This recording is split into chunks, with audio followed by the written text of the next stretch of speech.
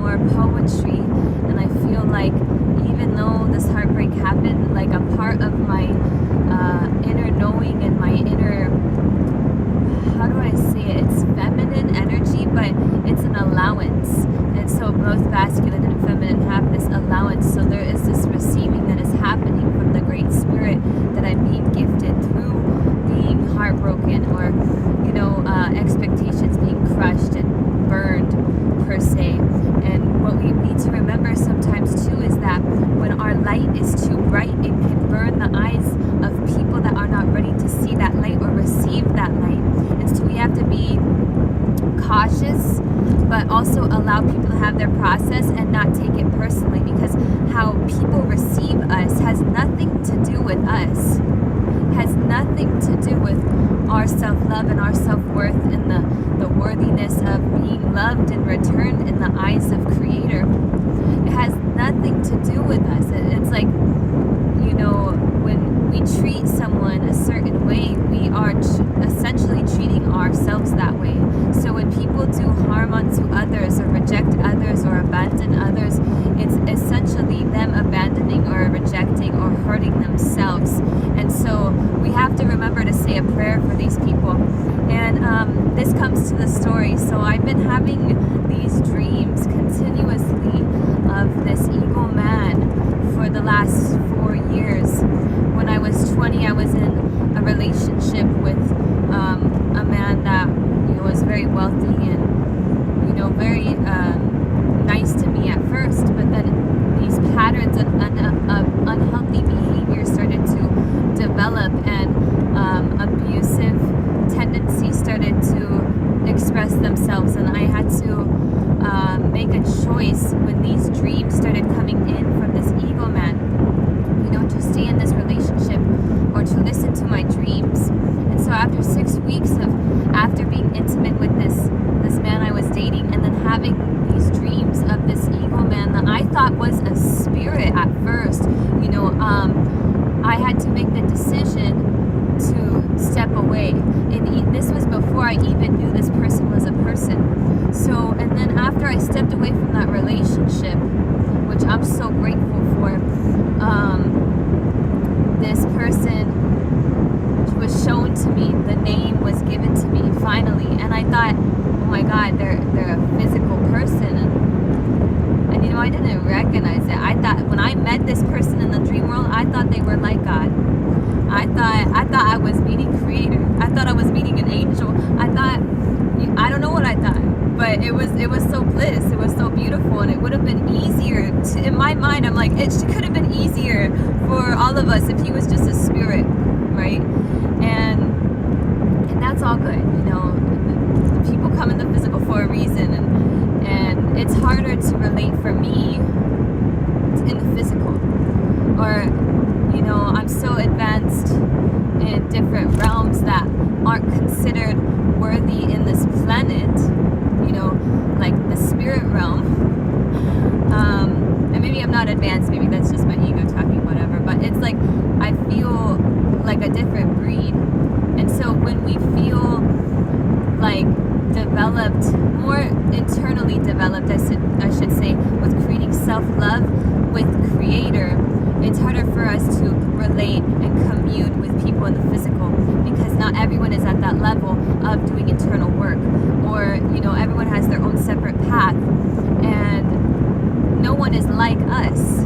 No one is exactly like us. We are very unique, special gifts to Creator. So anyways, with this story, that was when I was 20, and the dreams kept coming through, and I found this person online, right? And I was like, oh my God. And when I got the name, they were actually in the other town over, like 2 hours away from me, performing in California. And I was like, oh wow, like that's cool. And I thought, okay, it's a coincidence. This person, it was like meeting God, but maybe we're just gonna make music together. Maybe they're just whatever. Like I don't know. Like I have that with animals too. Like I love the bear. Me and the bear, we go way back. But anyways, so they turn out to be a real person. I find them online, right? And I start following them, and weird coincidental stuff happened. So there was this one incident where I had a dream. This was one of the first dreams I had after the breakup. So I had this really powerful dream, because the dream started getting more powerful when I broke up with that person. And this dream was this guy, this eagle man. The reason why I call him the eagle man, right? He had an eagle on his right arm, and someone from his reservation back home had a condor in their arm, and it was a child who had that condor in the arm. And this condor and this eagle flew together in a teepee, and the fire became a horse, a fire horse, and the message was freedom is here, and I was like, wow, that's profound. And so on his Instagram that day when I had the dream, like a few days later, I don't know the time sequence, but it just felt like really close together, and he posted a picture of him with an eagle on his right arm, and the caption was, "We're twins." And I'm like, okay, we're twins. All right, whatever. All right, that's weird. That next week, I had an elder gift me a eagle feather. Okay, she said, pray for his spirit with this. Never mentioned the dreams. Never mentioned shit. Okay, I'm like, oh, like inside of me internally, I'm like, oh, it's just a coincidence, it's just a coincidence, it's just a coincidence. Well, it wasn't a fucking coincidence. Shoots. And so, time goes on. I have crazy dreams I will never ever tell anyone about. Never tell that person about, because it's like those dreams brought insight of my own self-sabotaging behavioral patterns that I need to heal with inside of myself. Things that I never even knew needed healing or recognition, but sometimes people come into the dreams, right? And they conceal a message through showing you behavior that you can't see in yourself unless it's shown through other people. So he came through many, many times showing me these cycles of the subconscious mind that needed reharmonization. And through seeing it through him, these behavioral patterns, I was healing myself. And it sounds so weird. Spirit works in mysterious ways. And maybe it wasn't his spirit that was connected to me, but it does feel like his spirit, like to dream of someone so often before you even meet them, before you even know they're an actual person, is like beyond this reality. And not everyone is looking or wanting to be open to that kind of medicine and that kind of love. And so because I'm open to receiving him and his truest self in the dream time, does not mean that he's open in the physical to do that. And so the years go by, and these dreams are coming in frequently, like weekly, monthly. At one point it was like 3 times a week, and I was like, wow, this is powerful. But because I found him online, I thought to myself, my Coyote mind said, okay, these messages are coming through these dreams for myself and for him, obviously. Maybe, I don't know. It's pretty cool stuff. I don't know. I go back to the messages and I'm like, damn, like I was also talking to myself, and everyone could relate to that shit. And it's powerful messages, things I saw things in this dude and in the dream time with this dude that I don't want to see for anyone, I'm like, damn, why do I know this information? Why do I need to know this person's life? It's like childhood stuff. I'm like, oi, this is messy. So my mind was like, all right, with all this information, I'm going to give him messages, because I don't know what the hell to do with this information. Do I pray with it? Okay, I prayed with it, and usually I keep quiet, but I'm just and pray for the person. But it was so consistent, so invasive. It turned into this invasive thing. So at first I was like, oh, that's cool, but then it became this thing where I'm like, ew, get away from me in my dream time. I can't get some peace in my dream time. Like, yeah, like the dreams are like not just pretty profound and potent healing, but they're also beautiful, and I don't know how to take this love either. I don't know how to receive this love either. So okay, I'm gonna get all this information, I'm gonna say a message, and I'm gonna freak him out so much that he is going to block me in the physical, and then that means our spiritual connection of the dream time is going to lessen, and I won't have to deal with it, right? I won't have to face a mirror. And and so when I started telling him the messages, he would like some of them, whatever. And it got to the point where it was excessive, and it was like, damn, like, why am I doing this? Like, you know, I keep telling him these crazy messages, but he's not getting the hint to leave me alone. He just keeps liking them and looking at them and whatever. Doesn't even recognize them, maybe.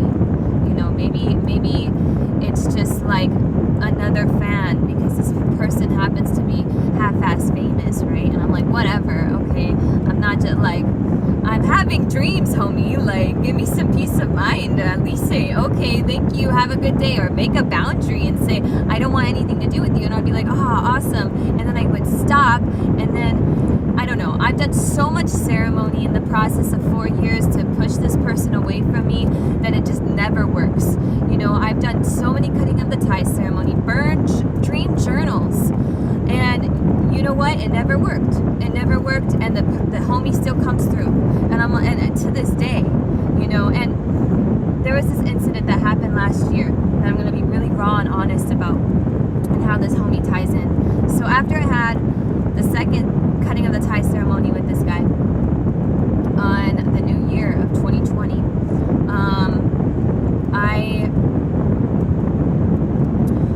I was in Ecuador, and I was at this birth center and learning indigenous ways of midwifery and things like that, and that was the intention, at least. And I started getting these feelings, you know, through the time I was there before I went there, and then during the stay, that I was like having these feelings like, oh my God, like, you know, why am I here type of questions, like existential crisis to a very scary extent.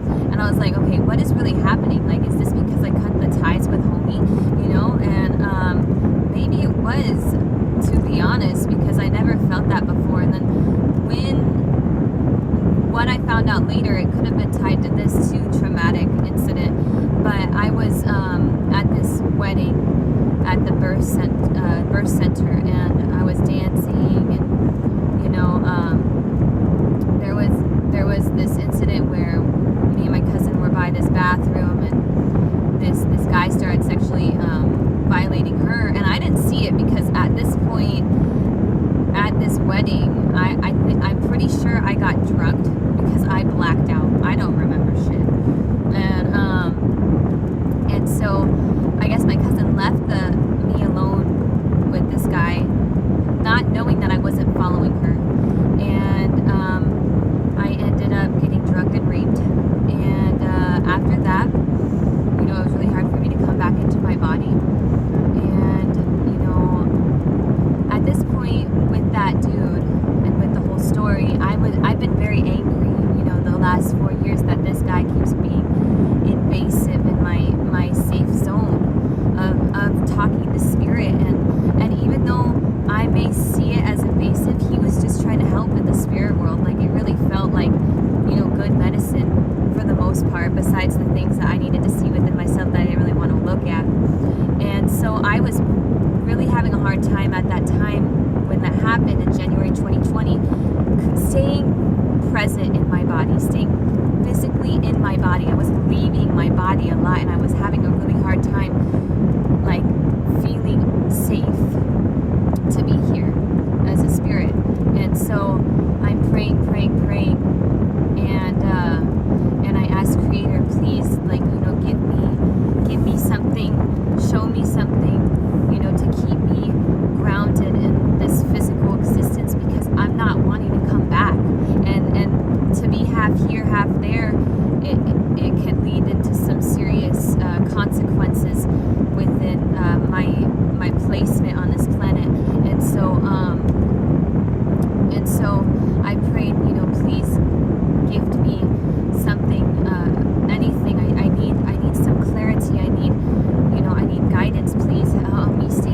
body. And when I prayed for that to happen, homie came through again. He came through in the dream and he prayed over me with owl feathers. And, you know, I don't think I would be here and be the same person I am right now if I didn't have a dream of him praying over me with owl feathers. Because when I came back into my body, I wasn't just in my body. I was also intertwined with my own emotions, and I was angry. Very, very angry. I was like, out of all people, Creator, you're gonna send me this homie. I don't want anything to do with him. Like, get me out of here. Like, ew, like, why? And then I had to surrender, and I was like, okay, you know, like, it came through, and I just got freaked out. I really freaked out. I was like this means this connection is real, and I've been pushing it away. And then, you know, like, it's funny that I say this too, because like on my second year of doing this ceremony, I put a feather at Bear Butte, an eagle feather down for this person, and I prayed for them to come to me.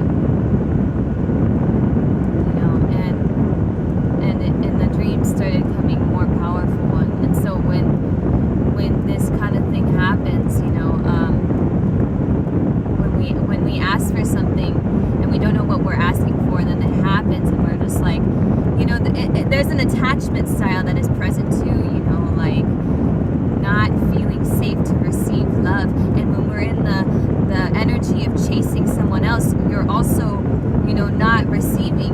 And then it's like, for me, I'm like, I'm chasing it but pushing it away at the same time, like come closer but get the hell away from me. And this is like some traumatic, you know, circumstances that would cause this kind of behavioral pattern in the way that we relate with one another and with ourselves, really. And so I'm very, very humbled from the whole thing, because I didn't even know I had this disorganized relationship pattern. But I'm like, oh crap, like, oh man, you know, it's a process, it's a healing process. And so we got to thank the mirrors out there that show us these kinds of things.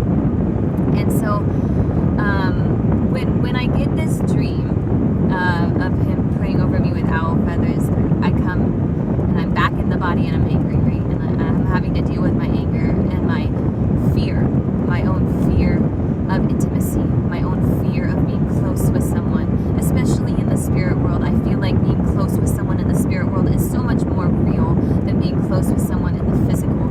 And so to have a spiritual union with someone, even if they're not connected with you in the physical, is so profound and so potent and so healing that, you know, you can't control it. And so on some level, we think that we're safer controlling the situation, safer controlling the connection, safer in the positionality of being in charge, when really we're really not in charge. We have no control at all. We gotta just allow, receive, and trust that we're safe, even though, you know, there could have been many circumstances where we don't feel like we're taken care of. But on some level, we're being prepared and leveled up, so we know how to help other people, so we know how to be a healer.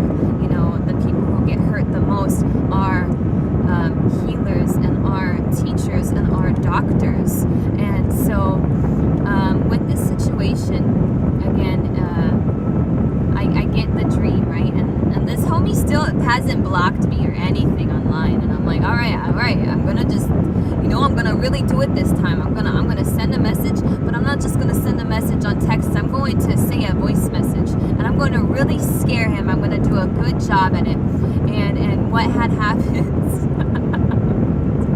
is he finally blocked me, and I was so happy when it happened, and I was like, oh yeah, he blocked me. But then the next day I was like, oh shit, he blocked me. And I was so sad inside. Like, I started crying, and I'm like, why do I push these good things away? Now I don't have the connection, and blah blah blah, whatever my mind says. So I got a dream that night, of course, of this dude, and it showed me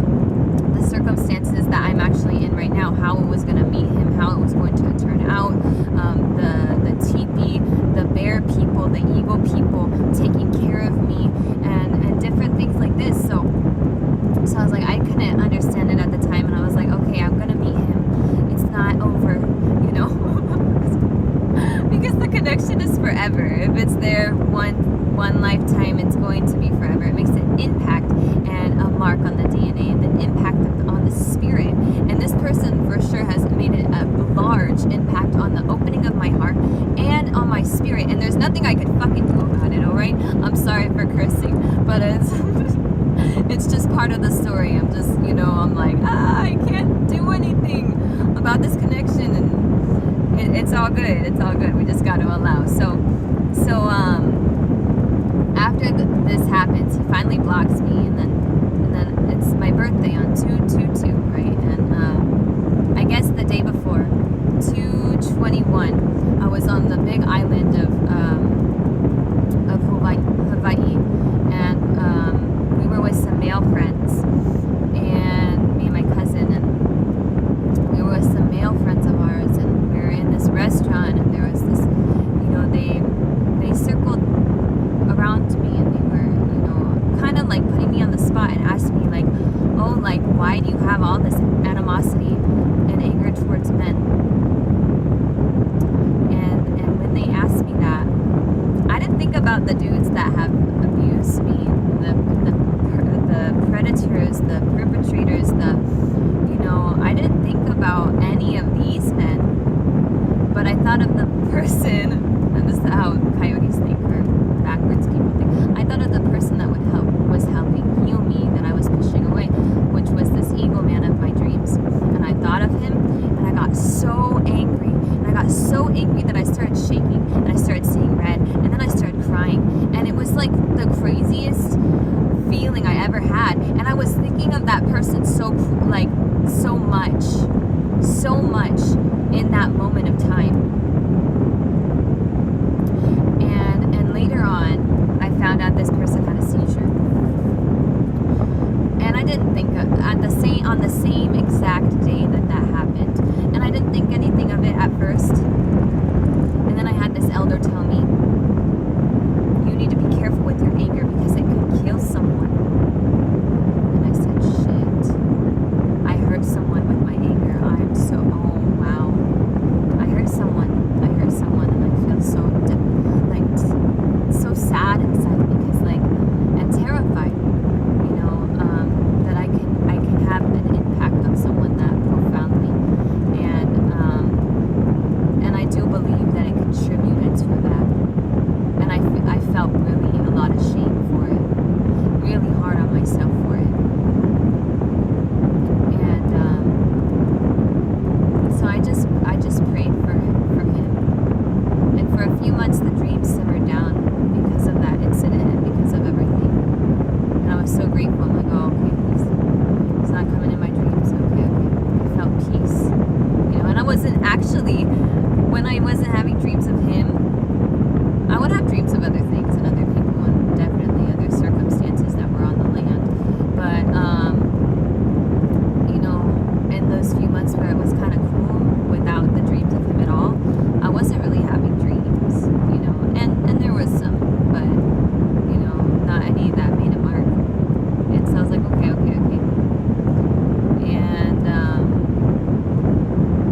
and so with all that, it's been, since that circumstance, I guess it's been over a year, and the dreams would come through the last year sporadically, and I was like,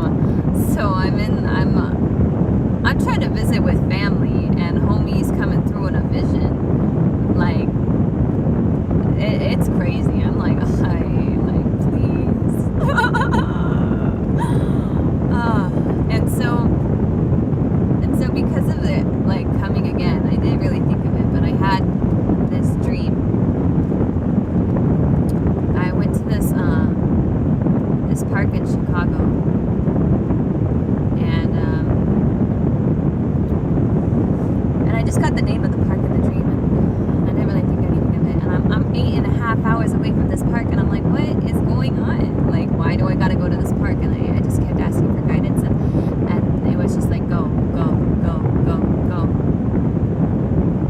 And throughout the whole week before I went, homies, like ex-boyfriends and shit, and they were hitting me up, and there was a lot of healing with dabs and those situations, and then what else, like elders telling me don't go, you're being taunted by a demon and all these things, and I'm like, okay, I'm gonna go.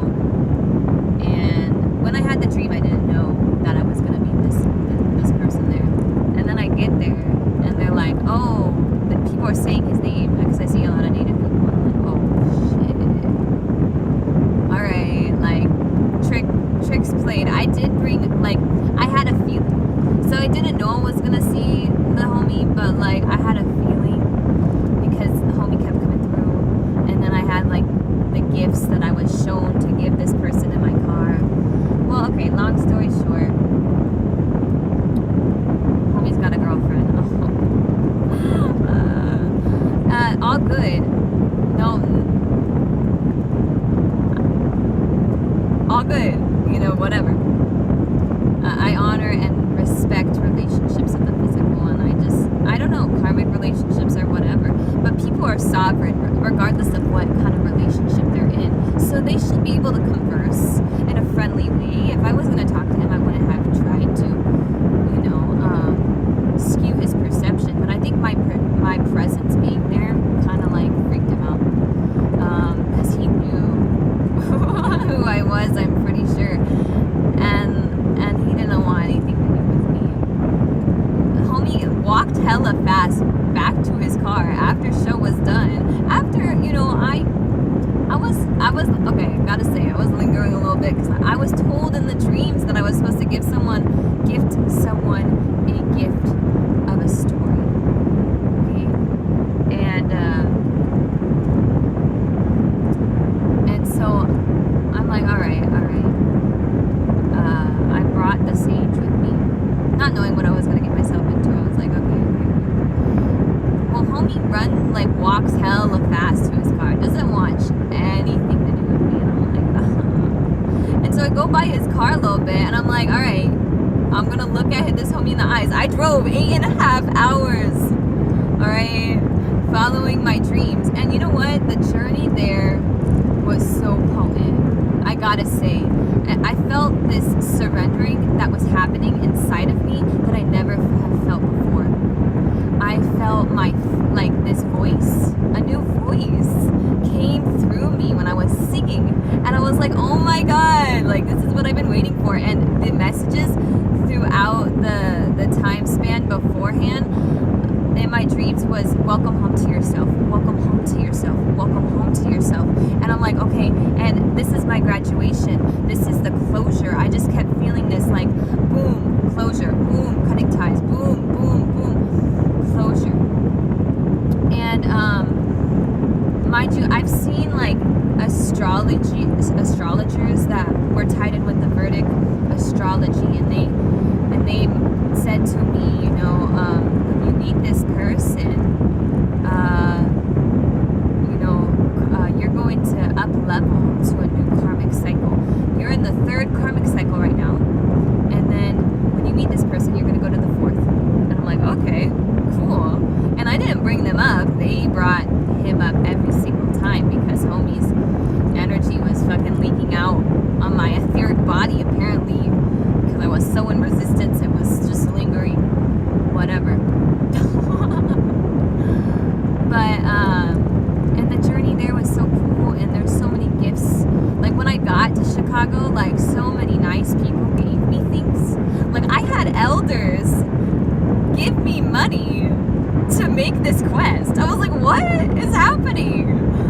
This must be profound, you know. And then like in my mind, I'm like, I'm gonna meet someone special. I'm gonna meet this homie, and you know, I did have the homie in mind that I would meet him, but I didn't like look anything up. Like I was like, all right, like boathouse, whatever. And so I scared myself dancing, talking to people, and I scared, dude. He looked at me with these eyes that I've never seen anyone look at me like that. Like, I'm like, oh my God, I come with so much love and light. Like, I would probably be overpowering, and I understand, the love. People are not always ready to receive that, because shoot, I wasn't in the dream time. So what makes me think that he would be in the physical? But for some reason in my mind, I'm like, oh yeah, if I meet this dude and I freak him out enough, then the physical tie, the spiritual tie will be completely annihilated. And do I really want that? I don't know. I think it would be more sane, because like the spiritual connection is not grounding in the physical, and maybe it will never ground in this world because it's multidimensional and it doesn't belong here, and this world is just a dream. But I just have a lot of compassion, because homie looked at me with these eyes, and I don't think they were his eyes. I'm like, what is looking at me right now? This is not this homie. I've seen this homie's spirit. I've seen this homie's like truest self that is connected to Creator, and it's not in this dude right now. Like, there is something else going on in his eyes. I'm like, oh my God, like, wow, this homie does not like me. And he looked at me and he shook his head. He shook his head when I went by his car, and I'm like, ooh, like my heart, like, and I yelled at God after I turned around. I had this sage, and I was like looking at him, and I'm like, here's some sage, like I'm just here because I'm following a dream for the first time, because I've been in resistance to these dreams for so long, and just many dreams that, when you're invited by spirit to see certain things since you were little, and it's been a shameful thing to be spiritual in this realm, you could find yourself feeling ashamed or feeling in resistance to your own spiritual development because trauma around spirituality, especially for indigenous folks. It's very traumatic, and that's why a lot of indigenous people will drink, to keep the spirit away. And because if you talk to the wind, you might go to the insane asylum, right? And I'm like, oh my God, like, this is crazy. And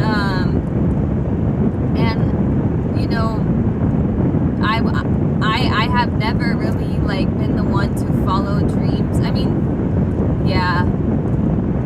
Starting in the last 4 years, but to have a dream and to follow spirit that much, and I did not bypass myself. I kept asking myself with kinesiology, tests and different things, like, what am I supposed to do? And I kept getting the message, go, go, go. And I'm like, ugh, like, my mind doesn't want to. I'm salty, all right? Like, don't let me go to this homie city.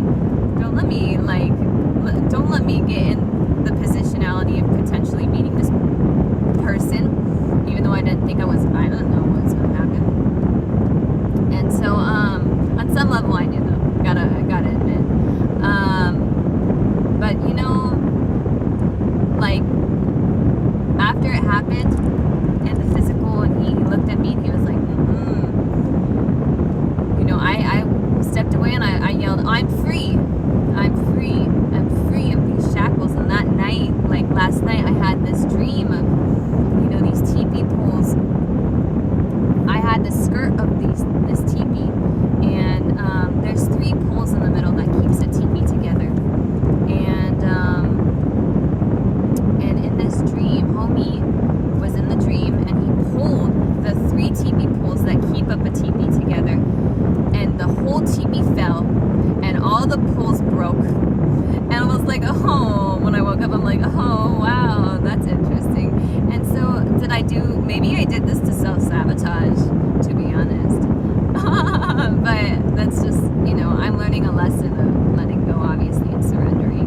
And I share this because I just, I want to share with the people, and like with whoever is listening, like, things aren't always expected to happen. And I really believe, like, this journey has taught me, it's not about the destination, it's really about what you develop on the way there. And so if I never took this journey, I wouldn't have learned about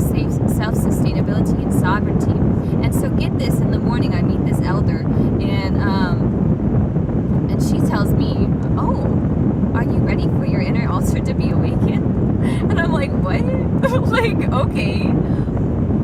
This, like, I was so amazed that, like, she was telling me a lot about my life and just, like, you know, what I'm opening myself up to now that I have let go and learning to let go of this karmic cycle, this karmic connection. And I'm like, oh my God, like, and in my mind, like, a part of me is like, oh, he's the one, he's from my dreams, oh shoot, that ego man, let me get it. But then I'm like, and then in the reality of it is like, homie's got free will, homie's got the choice to love me for who I am, or love what the messages I bring, because don't sanction me off to the great spirit that lives within, right? That's how I'm like, I am just a vessel for creation. And so maybe I'm a unique vessel or a unique imprint on this planet, and not a lot of people could relate as much as I would like them to, and that's okay, you know, but it's like, don't sanction me off to what I say. Don't hold me accountable for what I say, because most of the time I speak and I don't remember. And even this, I probably won't remember any of it. And so it's like, we have to recognize our identity within the physical realm as just a passing moment. Of course, you know, this is just a different circumstance each and every day, and we could choose the different circumstances. But like, when we're in this energy of, you know, desiring something outside of ourselves to maybe give to some clarity that we only can give ourselves, and it could lead into you know, unhealthy behavioral patterns coming to surface. And it's like that, like, unfiltered thoughts is what comes to mind. Like, these things could lead into unfiltered thoughts about, you know, reality and what really is reality. And reality is that we are always loved, we are always cherished, we are always adored, and we don't need that validation in the physical. But for me, I'm like, all right, like, yeah, I get that, and I want to share that with other people, and I want to share this creator's essence love with other people, and I want to help people, you know, see what they cannot see within themselves, because other people could see us much better than we could see ourselves sometimes, even the darkness of what we have, you know, attached to. To know ourselves, we have to recognize the different behavioral patterns that may be unhealthy for us. But it's like, the word that is coming to mind is creating scenarios where we are addicted to our own suffering. And so we have to recognize the part of us that is addicted to self-sabotage. We have to recognize the part of ourselves that is addicted to being mistreated, because we somewhere along the line have mixed up love and pain. We have somewhere along the line mixed up unhealthy treatment with healthy treatment.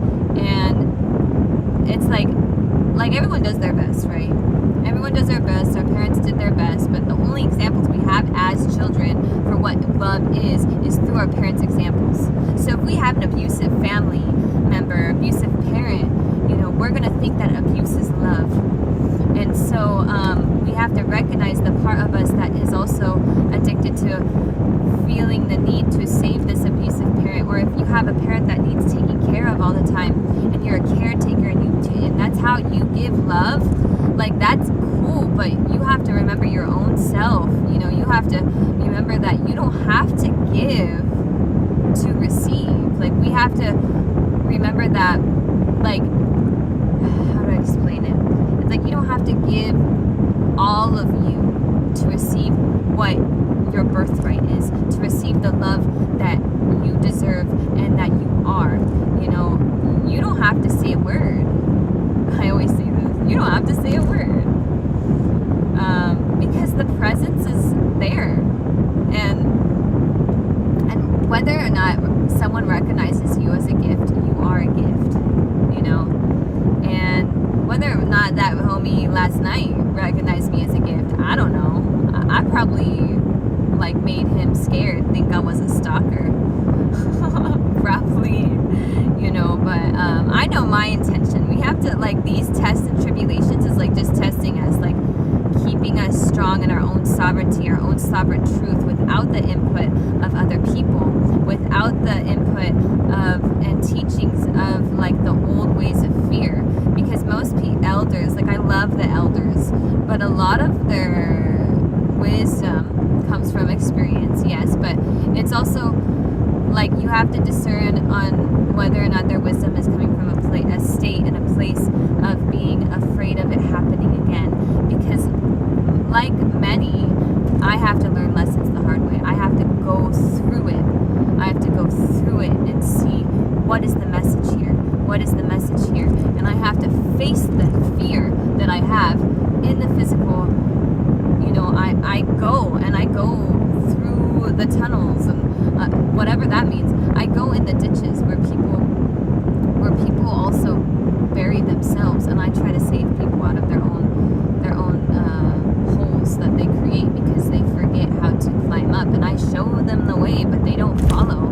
Or I'll be outside of the hole and waving my hand and being like, "Hey, come up," and then they get deeper in the hole and they don't know how to receive the love that is present. So it's like we just have to allow people to go through our process, and it becomes like, you know, you're not so involved. Like eventually, like we all have to be in this place of like we're not so involved in other people's life. We're only involved in creating our own destiny and creating our own reality and creating our own future and honoring the body and what the body wants, and honoring the body and the physical self and what the human part of us desires and deserves, you know, in this life is safety, health, good food, good home, loving, like adorable partner, a loving, compassionate, someone who like cherishes not just like your spirit but your human, and like, you know, a love that is grown from truth, a love that is grown from beauty, and everyone deserves this kind of love. But you know, we all have to we tend to have to go through these cycles of letting go of what dysfunctional love is to receive the real potency at the end of the day. And you know, I still got love for homie. I don't really care, you know, whatever. It may not align in this life, but like no matter what, like that homie is a powerful, potent spirit, and I'm so grateful to have experienced what I have. You know, with both depths of duality, we find balance, and I was able to receive my own darkness with gratitude, with love, with compassion, receiving my own darkness with open arms rather than pushing it away. And I think that's what this was about, you know, receiving my own part of me that is in maybe lack, you know, going to a space and wanting to connect, but I don't need to connect to him to know these things of the spirit. You know, I don't need to connect with any physical person more than they want to connect with me. You know, and that's okay. And that's okay that these parts of ourselves that are codependent maybe, or you know, needy for a certain experience, it expresses itself through these kind of wishy-washy energies, you know. And so I just say thank you for listening, and I pray that this helps someone along their path, give them a good story, and you know, there's gonna be more to come, because like, you know, the heartbreak was real, but the love is even stronger. And now I know for sure, like, you know, I'm still down. I'm still down for this dude, but I'm not gonna try anymore, you know. And I'm like, I'm gonna be like, I made a vow to myself, you know, that I would be celibate until I met him in the physical. And I met him in the physical, and I still want to be celibate.